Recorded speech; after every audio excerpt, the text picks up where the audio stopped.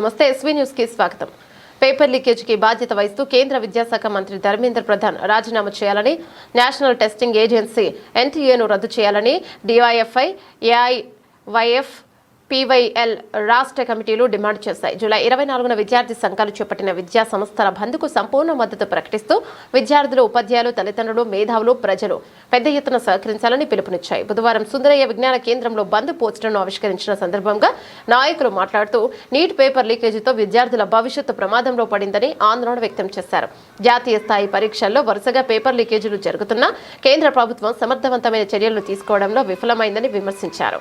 ఢిల్లీలో శాంతియుతంగా నిరసన తెలుపుతున్న విద్యార్థులపై లాఠీచార్జ్, బాష్ప వాయు గోళాలు, వాటర్ క్యాన్లతో దాడి చేయడం ప్రజాస్వామ్య విరుద్ధమని పేర్కొన్నారు. ఈ ఘటనపై సమగ్ర విచారణ జరిపి బాధ్యులైన పోలీసులపై చర్యలను తీసుకోవాలని డిమాండ్ చేశారు.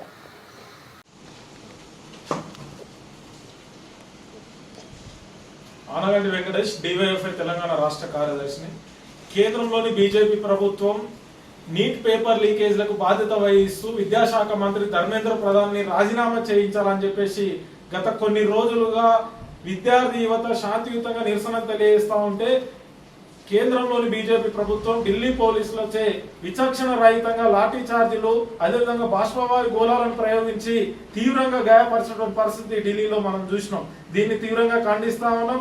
ఒకవైపున విద్యార్థులు పరీక్ష పేపర్ లీకేజ్ వల్ల 21 మంది ఆత్మహత్యలు చేసుకున్న పరిస్థితి ఉన్నది. ఈ 21 మంది ఆత్మహత్యని కేంద్ర ప్రభుత్వం చేసిన హత్యలు మాత్రమే ఇవి. ఇప్పటికీ బీజేపీ ప్రభుత్వంలో ఉన్నటువంటి నరేంద్ర మోడీ సర్కార్, ప్రధాని ఇంతవరకు కూడా స్పందించట్లేదు. ఈ పార్లమెంట్ లో చర్చ పెట్టట్లేదు.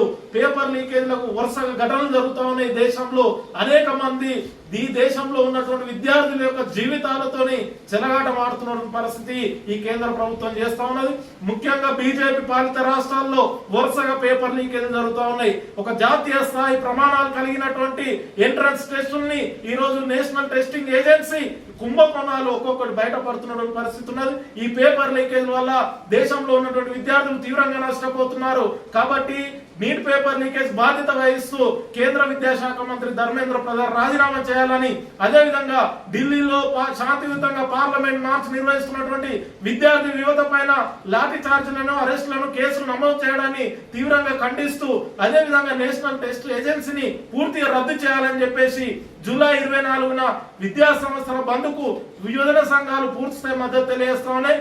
యువజన సంఘాలు డివైఎఫ్ఐ, ఏఐవైఎఫ్, పీవైఎల్, ఎఫ్డివై ఇట్లా యువజన సంఘాలన్నీ కూడా ఈ జూలై 24న విద్యా సంస్థల బంద్కు పిలుపునివ్వడం జరిగింది. ఈ రాష్ట్రంలో ఉన్నటువంటి విద్యార్థులు, తల్లిదండ్రులు, యువత, మేధావులు, ప్రజాస్వామ్యవాదులు జూలై 24న జరిగే విద్యా సంస్థల బంద్లో పాల్గొని జయప్రదం చేయాలని చెప్పేసి పిలుపునిస్తా ఉన్నాం.